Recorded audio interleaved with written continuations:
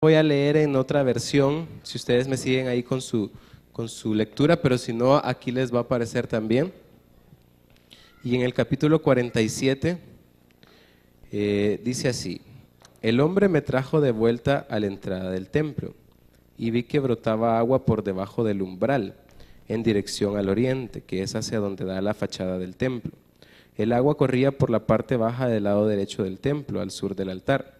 Luego el hombre me sacó por la puerta del norte y me hizo dar la vuelta por fuera, hasta la puerta exterior que mira hacia el oriente, y vi que las aguas fluían del lado sur. El hombre salió hacia el oriente con una cuerda en la mano.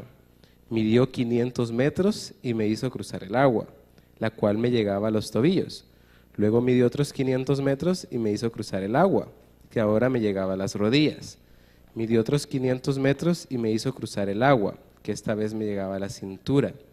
Midió otros 500 metros, pero la corriente se había convertido ya en un río que yo no podía cruzar. Había crecido tanto que solo se podía cruzar a nado. El domingo en la mañana hablábamos acerca de lo que significa el agua para el ser humano. El agua significa vida, no solo para el ser humano, sino para todos los seres vivos. El agua significa vida. El hecho de que haya agua en algún lugar significa que hay vida. Por ejemplo, yo les decía que cuando uno va por la carretera y cuando es invierno, uno ve aquellos paisajes verdes, ¿verdad? O sea, se ve aquellos árboles frondosos, llenos de hojas, llenos de fruto, y pues también todo lo que tiene que ver con el agua tiene que ver con la vida. Y muchas veces, y hablamos también de lo contrario, ¿verdad? De que cuando no hay agua, pues hay muerte. Y hablábamos, por ejemplo, de cuando se va el agua en su casa, ¿verdad? De repente huele a muerte. No, no es cierto, pero de repente cuando nos quedamos sin agua y hablábamos acerca del desierto en esa oportunidad, veíamos que en el desierto es un lugar árido donde no hay vida, y es porque hay escasez de agua. Entonces hablábamos acerca de eso, y ahora quisiera yo seguir con el tema hablando acerca del río de Dios, y he titulado esta meditación Aguas Profundas. Aguas Profundas. Hablábamos de que al final de que Dios está haciendo en Isaías capítulo 43, versículo 18, Él decía que Él estaba haciendo algo nuevo ya. ¿Acaso no lo ven? Dice, ya está sucediendo, decía. Voy a abrir ríos en el desierto donde no había agua. Voy a hacer esto, voy a hacer lo otro, y esa era la promesa y la palabra de Dios que traía para ese entonces. Entonces ahora yo quisiera que habláramos acerca de ese río que Dios quiere traer a nuestra vida, que Dios quiere traer a esta iglesia, que Dios quiere traer a su vida personal y también a la vida de la iglesia. Y yo creo firmemente que este año 2015 Dios va a empezar a hacer cosas que antes no habíamos hecho. Yo lo creo y lo declaro en el nombre de Jesús, de que eso va a ser cierto. No porque yo lo diga o porque yo piense que es así, sino porque está en su palabra. Y eso es lo que quiero transmitirles este día. En el versículo 47, en el capítulo 47, versículo 3, habla acerca de varios niveles de cómo el río de Dios fluye a través de las personas. Habla de los niveles acerca de cómo puede ir creciendo el río de Dios en nosotros, de cómo el agua o cómo los niveles que nosotros podemos ir encontrando en la vida espiritual se van haciendo cada vez más grandes. Y eso es lo que quiero transmitirles esta noche, ¿verdad? En el versículo 3 dice Ezequiel que el agua le llegaba hasta los tobillos. Dice, el hombre salió hacia el oriente con una cuerda en la mano, midió 500 metros y me hizo cruzar el agua, dice. O sea, él midió 500 metros y le dijo, vaya, hoy pasa. Y cuando pasó Ezequiel, el agua le llegaba a los tobillos. Y ese es el primer nivel de la vida espiritual del cristiano, ¿verdad? La niñez humana, natural del ser humano, valga la redundancia, la niñez natural del ser humano es la más grande de los seres vivos, es la más larga. Nosotros vemos que los niños llegan hasta los 8, 9, 10 años incluso, y pues todavía siguen siendo niños. Ya cuando empiezan a los 11, 12 años ya empiezan a entrar a otra etapa, pero nosotros vemos que hasta los 10 años probablemente todavía son niños. Algunos llegamos a los 38, 40, todavía siendo niños, ¿verdad? Pero el punto es que está hablando, el versículo 3 está hablando de cuando nosotros comenzamos en el caminar cristiano, cuando el agua nos llega a los tobillos. Y cuando somos niños, muchas veces se presenta el egoísmo en nosotros. Los niños por naturaleza son egoístas. Bueno, la mayoría son egoístas. Alguno que otro es boca barata, dicen por ahí, ¿verdad? Pero la mayoría son egoístas, que yo no te presto esto, este juguete es mío, que esta es mi comida, que, o sea, es mío, mío, mío, ¿verdad? Entonces, de hecho, es una de las primeras palabras que aprenden a decir. Entonces, hay egoísmo en nosotros, hay el hecho de querer sentirnos bien nosotros antes de querer hacer sentir bien a los demás. Y esa es la primera etapa del caminar cristiano, el hecho de ser niños. Es cierto, estamos en el primer amor, estamos disfrutando de que Dios pues como si que nos consintiera mucho, nos da las cosas que le pedimos y empieza a surgir en nosotros el hecho de querer estar con Dios, pero más que todo queremos disfrutar de las bendiciones espirituales de Dios, pero probablemente no queremos disfrutar o pasar por la cruz también, que es algo que es necesario en nuestra vida para que podamos crecer. Entonces, en la niñez nosotros somos como niños. El hecho de decir que la niñez espiritual es parecida a la natural es porque pensamos así, como niños.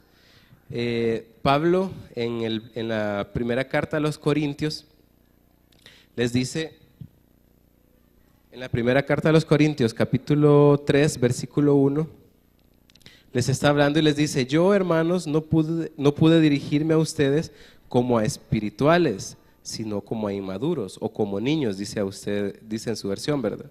Apenas niños en Cristo. Les di leche porque no podían asimilar alimento sólido, ni pueden todavía, pues aún son inmaduros. Mientras hay entre ustedes celos y contiendas, ¿no serán inmaduros? ¿Acaso no se están comportando según criterios meramente humanos? O como dice en la versión Reina Valera, según la carne. Él les está diciendo, mientras haya en ustedes pleitos, contiendas, es que aquel me cae mal, es que aquella yo no me siento cerca porque me cae mal, es que aquí es mi puesto y nadie me lo quita. Es que, no hablo de esta iglesia, ¿verdad? Hablo de la iglesia de los Corintios. Es que esto, es que lo otro, cuando nos sentimos atacados cada vez que, digamos, el hermana que nos está acomodando nos dice: hermano, pásese para adelante. No es que a mí atrás me gusta, es que esto, es que lo otro. ¿Acaso no nos estamos comportando como niños? Y probablemente podamos decir: no, yo tengo 30 años de ser evangélico, 30 años de venir a la iglesia, yo tengo tanto tiempo, pero probablemente nos estamos nos seguimos comportando como niños. Y ese es el peligro que dice Pablo, o sea, les dice a los corintios, la iglesia de los corintios era una iglesia de niños, era como una escuela dominical, según lo que dice la Biblia, ¿verdad? Era porque les dice, yo quise dirigirme a ustedes como espirituales, yo quise darles a conocer cosas más profundas, pero no pude porque ustedes todavía están en la etapa de la niñez. Ustedes no han crecido todavía. Y entonces allí hay un peligro en la niñez de regresar a nuestra vida pasada. Porque si se dan cuenta, Pablo les dice: ¿acaso esto no es de la carne? O sea, ¿acaso la carne todavía no está dominando en ustedes? En ese punto podemos regresar a nuestra vida pasada. Probablemente conocimos al Señor, vimos que Él nos había rescatado de donde estábamos, pero probablemente si seguimos en nuestra niñez tenemos el peligro de regresar. Y aquí es donde dice que el agua me llegaba a los tobillos. O sea, yo cuando me meto al agua, cuando me meto al río, a la piscina, a cualquier lado, yo no tengo temor de nada cuando el agua me llega a los tobillos, porque usted no se puede ahogar, o probablemente sí, cuando somos niños nos podemos ahogar en un charquito, ¿verdad? De hecho, se han visto casos que niños se ahogan en charcos pequeños. Pero cuando dice me llega a los tobillos, yo no tengo temor alguno, porque todavía estoy empezando. Y qué bueno si usted está en esa etapa, pero comience en los caminos del Señor. Pero es difícil si usted está en esa etapa pero ya tiene 30 años de ser cristiano. Porque un niño que no crece, pues es un problema, ¿verdad? O sea, no es algo normal, no es algo natural. La idea de Dios es llevarnos a la estatura del varón perfecto, a medida que vamos conociendo más del Señor, llevarnos desde la niñez hasta la adultez espiritual, no quedarnos en una sola etapa. De hecho, el Señor o la vida que emana del agua que veíamos, la vida no es quedarse estancado, la vida es de seguir adelante. Aquella persona que no sigue adelante, que no supera lo que hizo este año, el próximo año, que no arregló lo que tenía que arreglar este año, el siguiente año, que se queda donde está, pues esa persona no está viviendo, simplemente está sobreviviendo. Entonces, cuando el Señor nos dice necesitan empezar a crecer hasta la estatura del varón perfecto, está diciendo yo no quiero que se queden como están ahorita. Si usted está aquí terminando el año como lo empezó, déjeme decirle, hermano, que tiene un problema. Tiene que decidir empezar a caminar y a meterse más en las aguas del río del Señor, porque si no puede ahogarse en un vaso con agua, dicen algunos, ¿verdad? Podemos ahogarnos en algo tan pequeño. Y por eso es que muchas veces las aflicciones a los que somos o son niños espirituales los agobian porque no dependen todavía del Señor. Y ya vamos a ver cuál es la parte donde dependemos del Señor. Y como les decía, es normal esta etapa. De hecho, hemos visto niños espirituales por mucho tiempo. Nosotros fuimos alguna vez niños espirituales, pero necesitamos empezar a caminar para que podamos seguir creciendo. En el versículo 4, en la primera parte, dice, en la primera parte dice, el versículo 4, luego midió otros 500 metros y me hizo cruzar el agua, que ahora me llegaba a las rodillas. Y empezamos a meternos y a meternos y el Señor empieza a llevarnos, porque si se dan cuenta, dice, al principio dice, y me llevó. No está diciendo yo me empecé a meter, sino que me llevó. Entonces el Señor empieza a meternos y el agua nos llega hasta las rodillas. Y cuando pasamos la etapa de niños, viene la etapa de la adolescencia. Y la adolescencia está marcada por la rebeldía, ¿verdad? La adolescencia está marcada por ir en contra de todos y de todos sin razón aparente. Si usted ve a un adolescente, ese muchacho se viste como se viste por ir en contra de los demás, ¿verdad? Y esa es la forma natural de cómo expresamos la adolescencia. Por ejemplo, la adolescencia espiritual tiene que ver con la rebeldía a un montón de cosas que nos manda la Biblia, de hecho.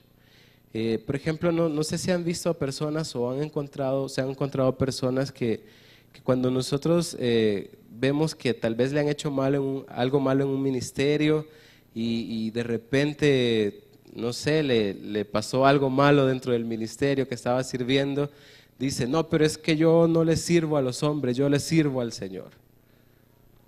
Pues el Señor nos mandó a servir también a los hombres. El Señor nos mandó a servir al hermano que usted tiene a la par. El Señor lo mandó a usted a servirle a las personas que se congregan en esta iglesia y aún a las personas que están afuera. Ese es el mandato del Señor. O sea, el decir yo no le sirvo a los hombres, eso es antibíblico, hermano. Qué bueno que usted le sirva al Señor, pero también le servimos a los hombres. Cuando decimos yo no le sirvo a los hombres, estamos en contra de la Biblia. Entonces, esa como rebeldía probablemente tenemos varios, o sea, es alguien que ya está sirviendo. Es alguien que viene a la iglesia, que ya se congrega, pero que por ahí y tiene todavía algo de rebeldía en su corazón.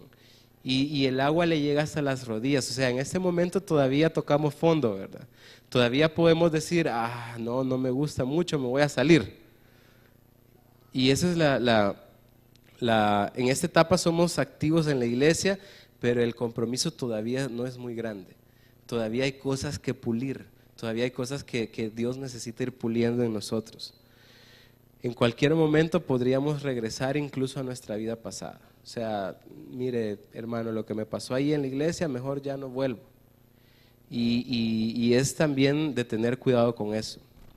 En el versículo 4, en la segunda parte, dice, midió 500 metros y me hizo cruzar el agua, midió otros 500 metros y me hizo cruzar el agua que esta vez me llegaba a la cintura. Aquí sí, ¿verdad? Aquí ya estamos hablando de personas que ya tienen un buen recorrido en la iglesia, que probablemente han estado en los cursos de la iglesia, en las clases de teología, que hemos estado recibiendo, que ya sabemos algo de homilética, de hermenéutica y de todas esas palabras raras, que ya sabemos que somos personas de oración probablemente, ofrendamos, diezmamos, pero aún hay orgullo y arrogancia en nosotros.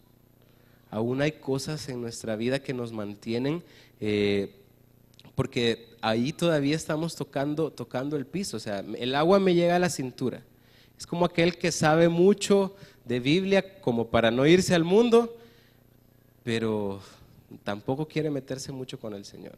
Cuando el Señor le pide algo, entonces, esto es de Satanás. Cuando el Señor le pide quizás que ofrende generosamente, no, esto ha de ser obra del diablo. Cuando el Señor nos pide entrega esto, entrega lo otro, no estamos dispuestos a hacerlo, porque todavía nos sentimos seguros. Todavía sentimos que podemos dar pasos por nosotros mismos. Todavía sentimos que podemos predicar en nuestras fuerzas, que podemos dirigir en nuestras fuerzas. Todavía nos sentimos como que podemos alcanzar cosas en el reino con nuestras propias fuerzas, porque aún tocamos tierra, porque aún el agua nos llega apenas a la cintura. Entonces, en esta etapa todavía no dependemos del Señor. Yo recuerdo que hace mucho tiempo, bueno, cuando yo comencé a predicar, hace, como unos 9, 10 años quizás, no tanto, como 8 años, cuando empecé a predicar, yo me aterraba si no se olvidaba mi bosquejo. De hecho, hoy lo olvidé y tuve que regresar a traerlo. Pero yo me aterraba si olvidaba mi bosquejo o si sentía que en el camino pues ya me iba quedando ahí, porque en ese momento yo no dependía tanto del Señor. Luego el Señor a uno lo va preparando, lo va llevando por otras cosas y pues ahora, aunque regresé a traer mi bosquejo porque tenía la posibilidad de hacerlo, porque venía algo temprano, pero yo no estoy amarrado a hacer algo porque sé que dependo del Señor. Y ese es el punto al que Dios quiere llevarnos a todos, que empecemos a depender de Él, que empecemos a depender no de lo que tenemos, o sea, no depender de estas palabras que yo tengo aquí, no depender del sueldo que me va a llegar al final del mes o al final de la quincena, no depender del familiar que tengo en Estados Unidos, no depender incluso de lo que yo he estudiado. De hecho, no estoy diciendo que no estudiemos, sino que no dependamos de eso, sino que dependamos del Señor. O sea, mientras más estudiemos, más nos va a bendecir el Señor para un examen.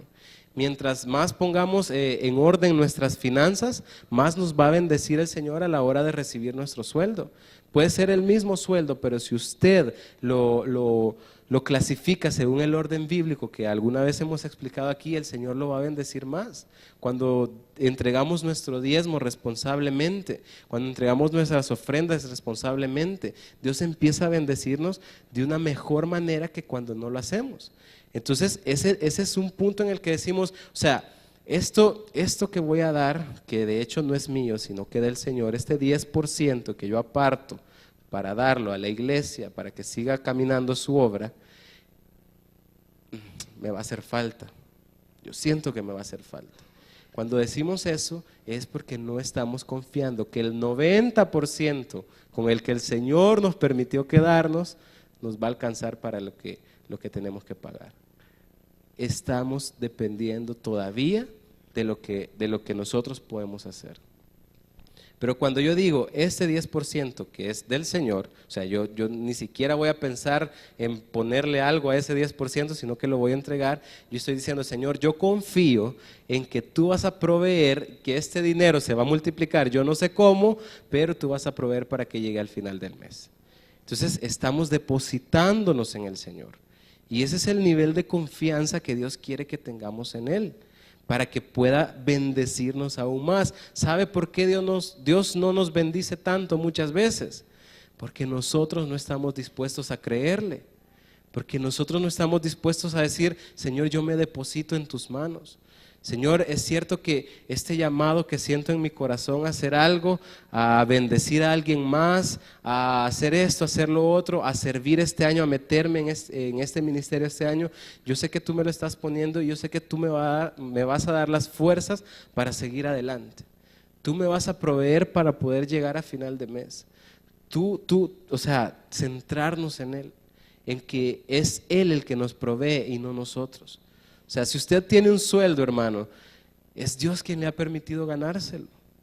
Si usted puede hacer algún trabajo, es porque Dios le permite o le da las herramientas para poder hacerlo. Si Dios no nos ayuda, ni siquiera nos podríamos levantar de nuestra cama en la mañana.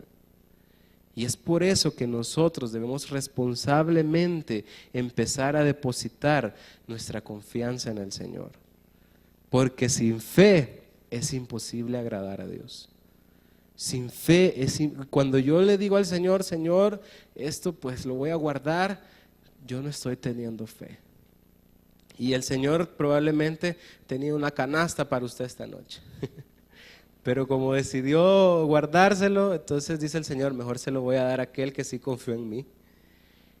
Y eso por poner un ejemplo, ¿verdad? De las finanzas, pero así es el Señor en todo. Con nuestra familia, con nuestro hogar, con nuestros hijos.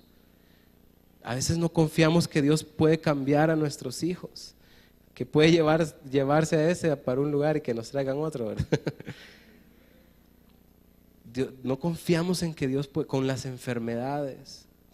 A veces depositamos nuestra confianza en tantas cosas, cuando Dios está esperando que confiemos en Él para darnos las cosas que Él tiene para nosotros. Y ese es el cuarto nivel. ¿Se recuerdan que el primer nivel era hasta los tobillos, era como la niñez, ¿verdad?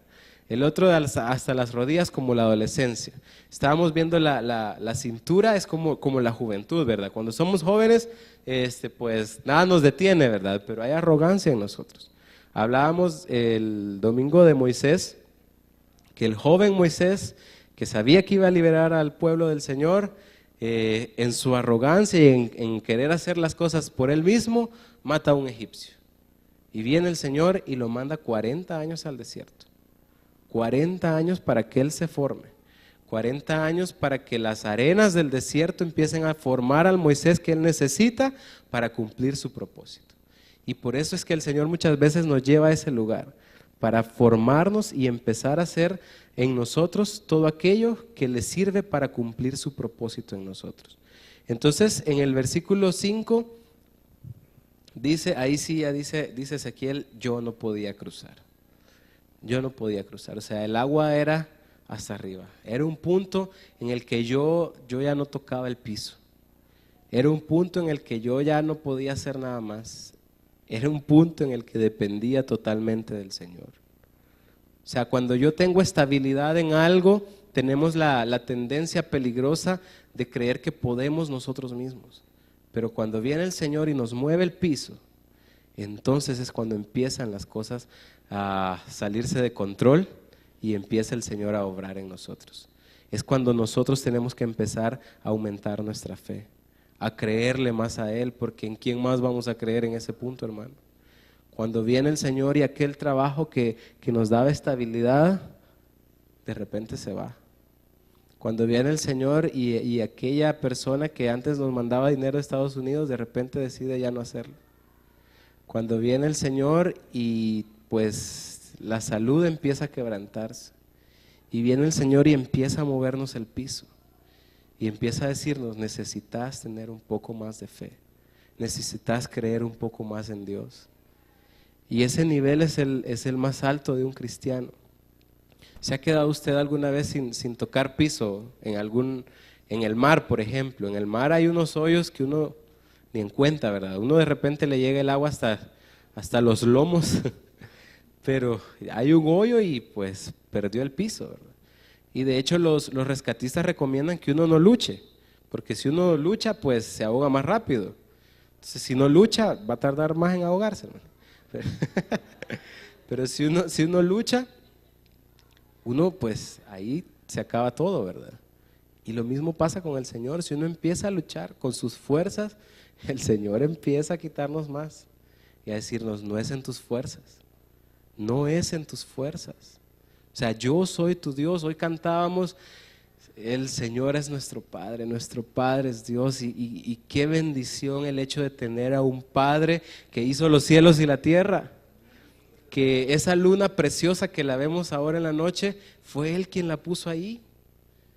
Un Padre amoroso, un Padre que nos abraza cuando hemos fallado, que nos dice, hijo, ni yo te condeno si te arrepentís de corazón. Y ese Padre es el que tenemos. Y a veces no le creemos o no depositamos nuestra fe en Él porque no le conocemos, porque no hemos visto su poder en nuestra vida. Si usted quiere ver el poder de Dios en su vida, empiece a creerle un poco más al Señor. Hay personas que dicen, no, a mí Dios nunca me ha hecho un milagro. Probablemente es porque no ha tenido la fe suficiente.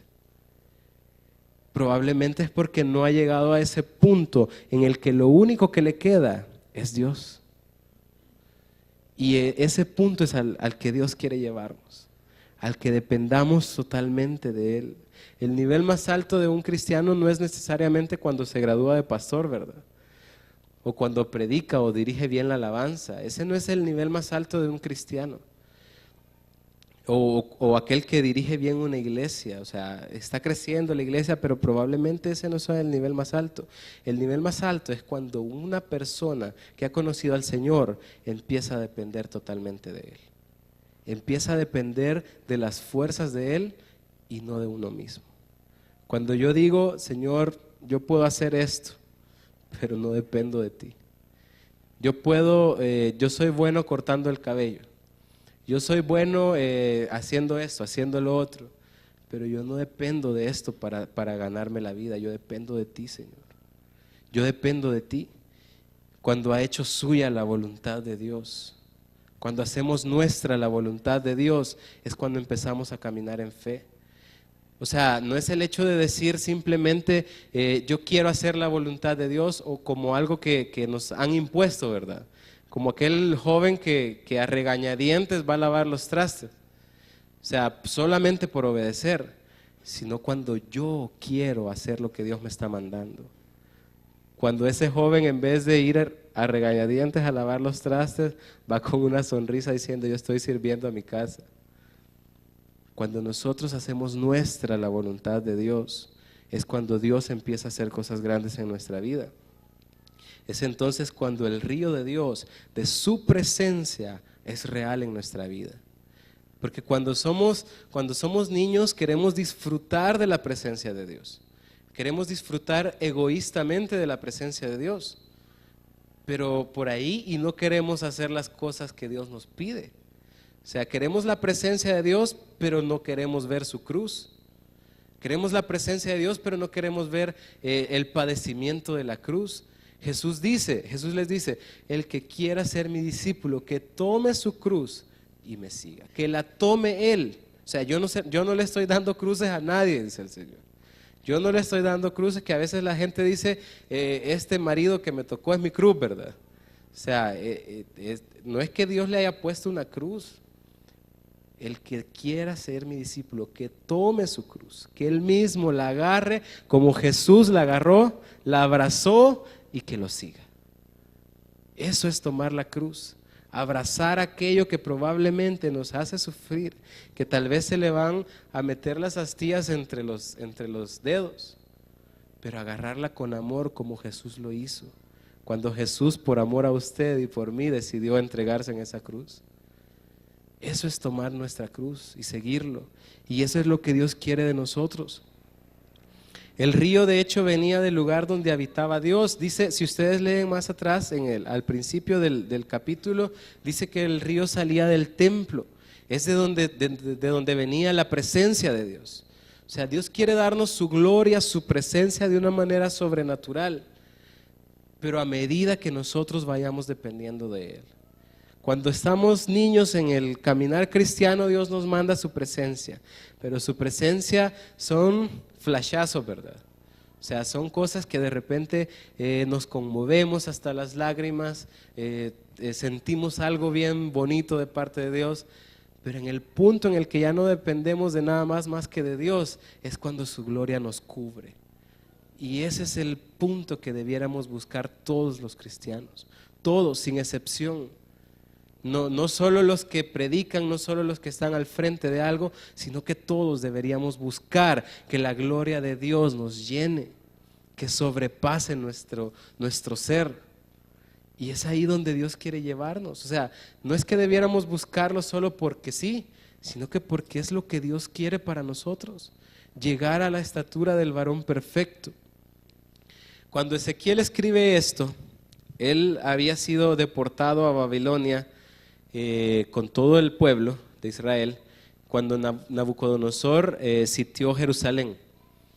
Ezequiel estaba en un pueblo, en un reino que no era el suyo. Estaba esclavo, o sea, los habían hecho esclavos, los habían deportado a ese lugar. Estaban como esclavos y en ese lugar Dios le da esta revelación. Dios le dice, tenés que empezar a depender de mí. O sea, y Ezequiel dice probablemente, ¿y de quién más voy a depender si estoy aquí en un país lejano? ¿Ha ido alguna vez a algún lugar donde no conoce, hermano? Y se ha perdido. Yo sí me he perdido alguna vez y es una sensación horrible. O sea, estar lejos de casa sin saber cómo hacer para regresarse, y ahí sí que uno solo depende de Dios, ¿verdad? Y así estaba Ezequiel. O sea, el Señor lo había llevado a un punto en el que ya nada podía hacer, que solamente Dios podía sacarlo de ahí. Y había llevado a ese punto no solo a Ezequiel, sino que a todo Israel. A decirle a Israel, miren, estaban en malos caminos y yo los traje aquí para empezar a formarlos, para empezar a formar el pueblo que yo quiero que ustedes sean. Nosotros estamos llamados para llevar bendición a todas partes. Usted no está llamado para llevar desgracia a todas partes, hermano. Si a usted sus compañeros de trabajo lo ven como aquel negativo, ¿verdad? Usted no está siendo el pueblo de Dios en la tierra. Usted no está siendo la iglesia. La iglesia es aquella que lleva bendición a todas partes, aquella que lleva una sonrisa, aquella que lleva ayuda donde otros no la llevan, aquella que lleva gozo, paz, aquella que refleja el fruto del Espíritu en ella. Esa es la verdadera iglesia. Cuando no somos eso, entonces no estamos siendo iglesia. Y probablemente estemos en aquellas etapas que leímos anteriormente. Por eso es importante que empecemos a tomar el papel que nos toca como iglesia. Y lo único que quedaba en ese momento a Ezequiel era confiar en Dios y al pueblo. Y Dios le envía esta palabra al pueblo y les dice, yo voy a hacer que mi río los llene, que mi río los sobrepase. Ese río no es para bendición solo de su pueblo, sino que de los demás, como les decía en el versículo 12, de ahí de ese mismo capítulo 47 de Ezequiel, dice, junto a las orillas del río crecerá toda clase de árboles frutales, sus hojas no se marchitarán y siempre tendrán frutos. Cada mes darán frutos nuevos porque el agua que los riega sale del templo. Sus frutos servirán de alimento y sus hojas serán medicinales. Eso es lo que nosotros debemos ser como iglesia.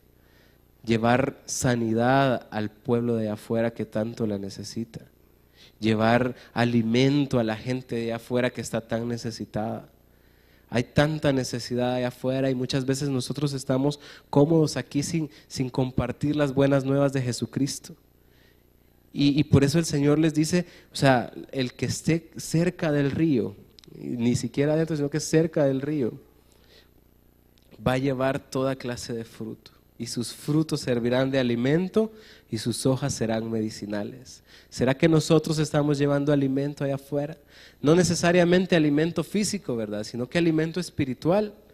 ¿Será que nosotros estamos llevando que nuestras hojas son medicinales para los que nos rodean? ¿O será que la gente nos ve como un palo seco? No necesariamente por nuestro físico. ¿Será que la gente nos ve como un árbol que ya se le están cayendo las hojas?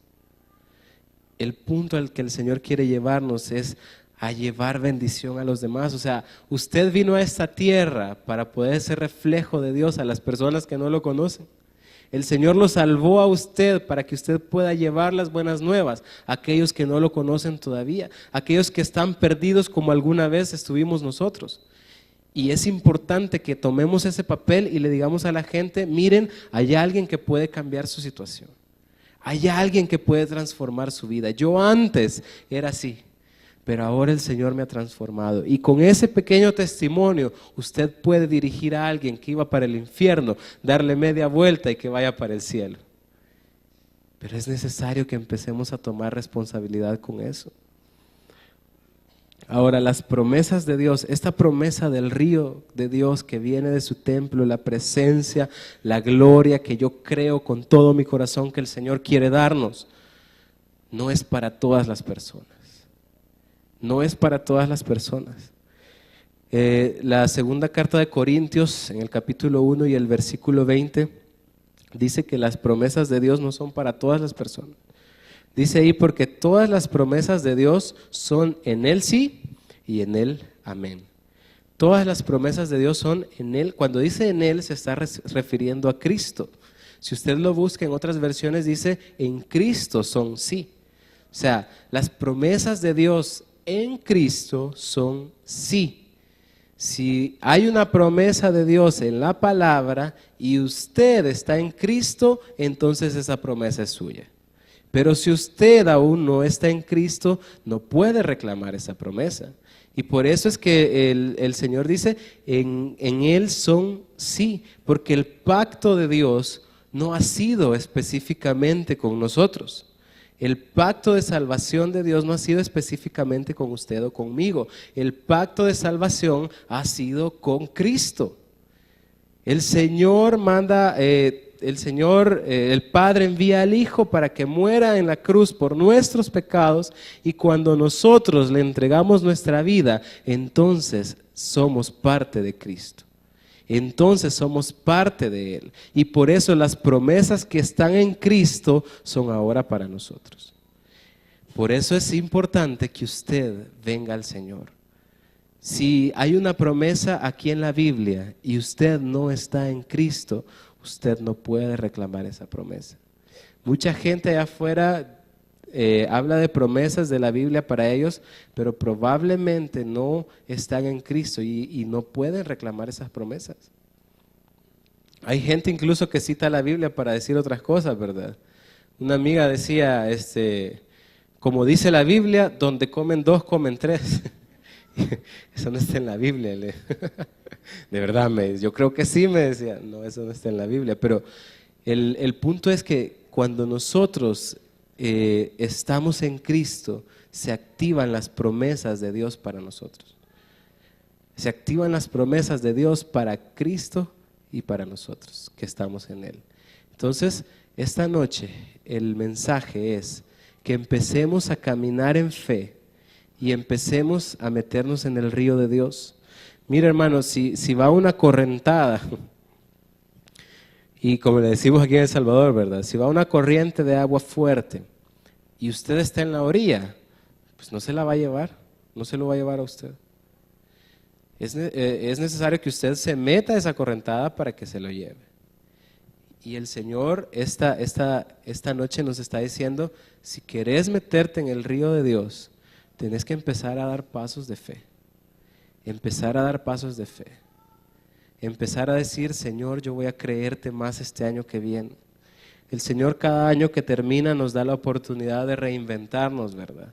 De ponernos nuevas metas, de hacer nuevas cosas. Y en ese momento, en ese punto, es cuando el Señor espera que nosotros empecemos a meternos más con Él. Y ahorita que estamos en ese punto, yo le animo a que usted pueda tomar la determinación de decir, de veras que necesito meterme en el río del Señor. De veras que necesito irme a aguas más profundas. De veras que con lo que dice la palabra probablemente el agua ahorita me llega hasta la cintura. O probablemente el agua me está llegando a los tobillos. O quizá alguno diga, a mí el agua hasta las rodillas, hermano. De ahí no ha pasado. pero es nuestra decisión empezar a caminar más con Él, a adentrarnos en las aguas más profundas. Y el Señor va a empezar a derramar su presencia de una forma mayor, de una forma sobrenatural. Así que yo le voy a invitar que si usted esta noche quiere, tal vez me ayudas, Fer, con el teclado, que si esta noche usted quiere empezar a meterse más en el río del Señor, se ponga de pie. Y si usted toma la determinación de empezar esta noche incluso, esta noche a decir,